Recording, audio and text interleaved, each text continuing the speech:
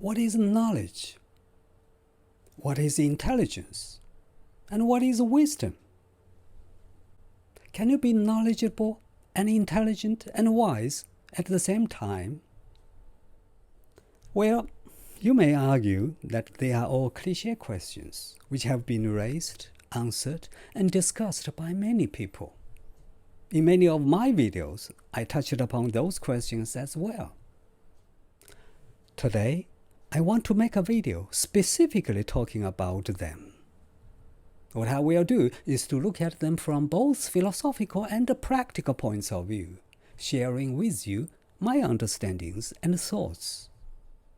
I know I'm not a knowledgeable person, not as much as I want to be at least, and I know I'm far from being intelligent, let alone being wise. But hopefully, I can provide you with a new perspective or add another dimension to your answers.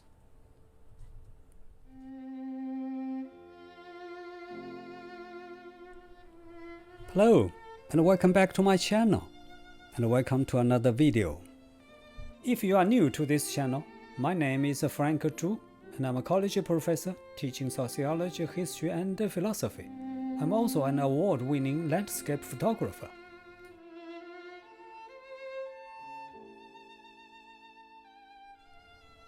First, what exactly do we mean when we say that we know something?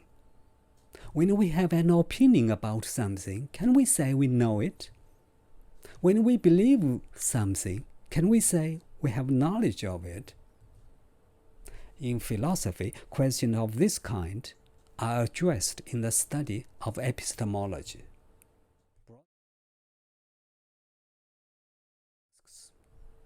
Broadly speaking, all epistemologists have two tasks. First, they must determine the nature of knowledge. To put it another way, they deal with the question, what does it mean to say that someone knows something or doesn't know something? Secondly, they must determine the extent of human knowledge. In other words, they address the questions like these. How do we acquire knowledge? Do we use our reason, our senses, the testimony of others, or other sources for obtaining knowledge? Let me start with the first question. What is the nature of knowledge? There are a couple of points to make. First, knowledge implies being sure, being certain. You wouldn't say you know something if you are not sure about it. For example, it sounds strange if you say, I know he will come, but I'm not sure. Secondly, knowledge is related but different from belief. When you know something, you truly believe it. But when you believe something, you may or may not know it. Thus, there is no problem saying, I think so, but I'm not sure. Finally, knowledge is also different from mere opinions. An opinion is a belief of something to be true. For example, when you say, New York City is the most beautiful city in the world, you believe it to be true. But an opinion may or may not be true. So, what you believe to be true may or may not be really true.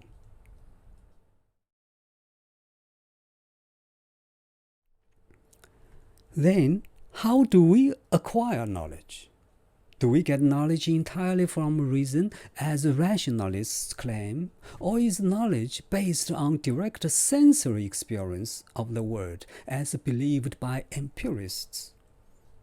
Or does it require some kind of combination of the two? The central concept of rationalism is a priori knowledge. According to rationalists, we can obtain knowledge independently of or prior to any sensory experience.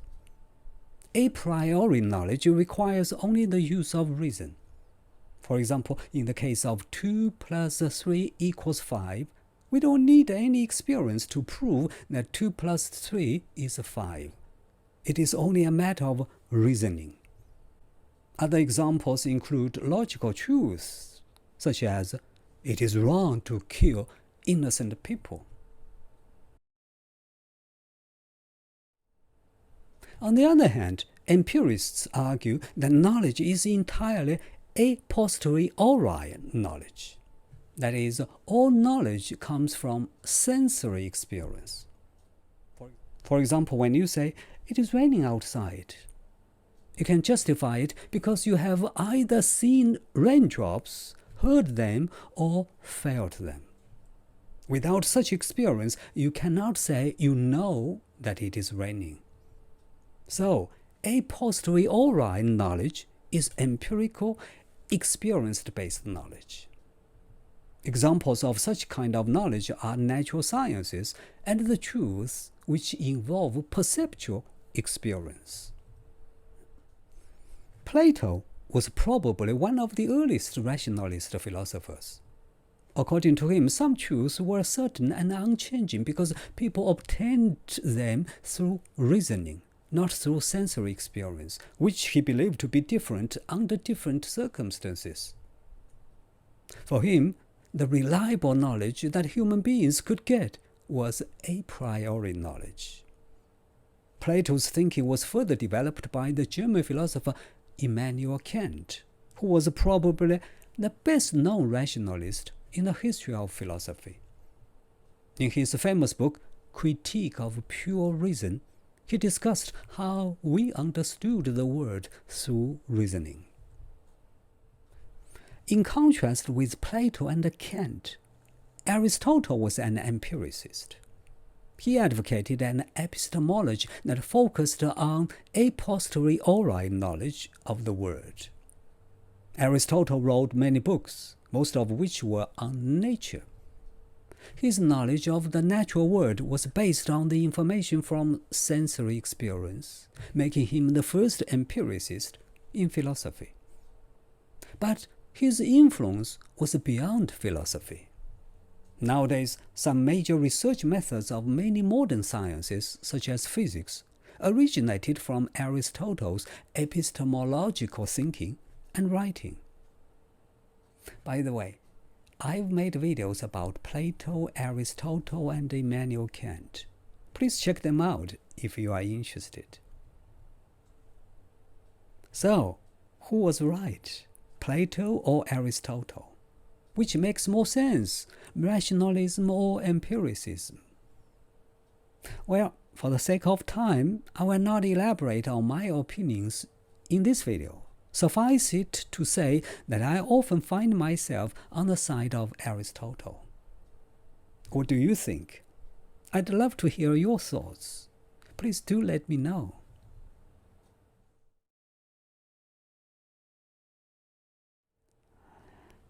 Now, let me move on to the question about intelligence. What is intelligence? Different people define the term differently. According to Encyclopedia Britannica, intelligence refers to mental abilities to learn from experience, adapt to new situations, understand and handle abstract concepts, and use knowledge to manipulate one's environment. To put it simply, intelligence is the ability to learn, to solve problems, and to change the surroundings. Intelligence is influenced by many factors, including knowledge. But intelligence is more than knowledge. Intelligence focuses on processing and applying knowledge to solving problems effectively and creatively. Intelligence is often associated with academic achievements and quick thinking. For example, if you are a quick learner and you can solve complex math problems, or understand scientific concepts, or quickly learning a new language, your professors and fellow students will praise you as very intelligent. But to be intelligent is not exactly the same as to be smart, although we often use the two words interchangeably. The word smart often implies practical wittedness, whereas the word intelligent often suggests a broad capacity for learning, understanding, and reasoning. In daily life, for example, we usually use smart to describe someone who is quick in thinking and possesses practical knowledge. But we use intelligent for someone who displays above average intellectual potential.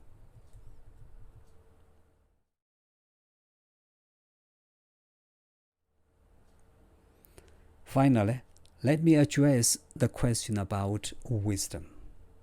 The word wisdom was a word loved by the ancient Greeks, who were famous for striving to be wise. As a matter of fact, the word philosophy literally means the love of wisdom in Greek.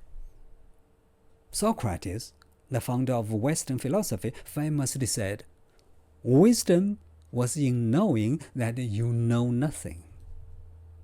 Nowadays, we often use the word wisdom to refer to the ability to see things clearly, to see into human nature, and to use knowledge to make sound judgments and decisions, and to engage in practical reasoning. In particular, we use the word wisdom with a focus on long-term benefits and consequences. What is essential to wisdom is that it is often associated with maturity and life experience, which is why we use the word intelligent to describe a young student, but we use the word wise to describe old people for their ability to draw upon their wide range of knowledge and experience to make sound decisions.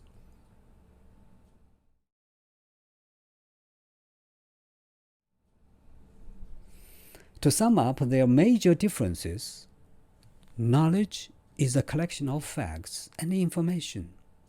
Intelligence is the skill to acquire, process information, and use information to solve problems.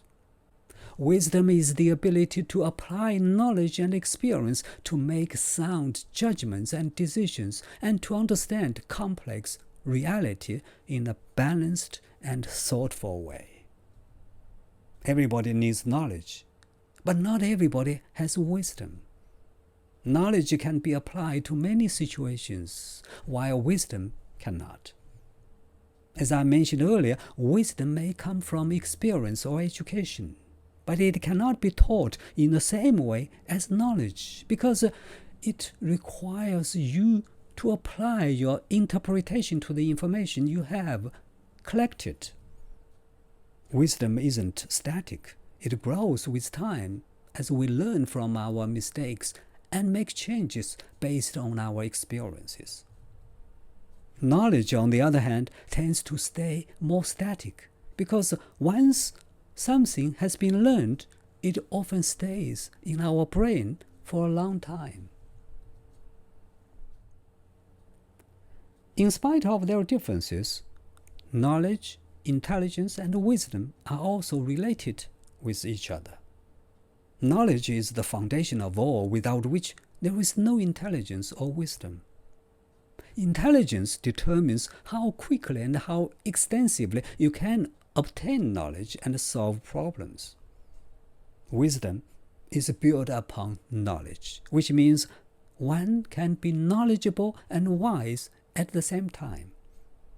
However, one cannot be wise without being knowledgeable. And that brings us to the point I wanted to make today, which is, just because you are a knowledgeable person doesn't mean you are a wise person. How do you become wise? Well, as you may have noticed, many of my videos on this channel are intended to make you do more philosophical thinking, thus making you wise.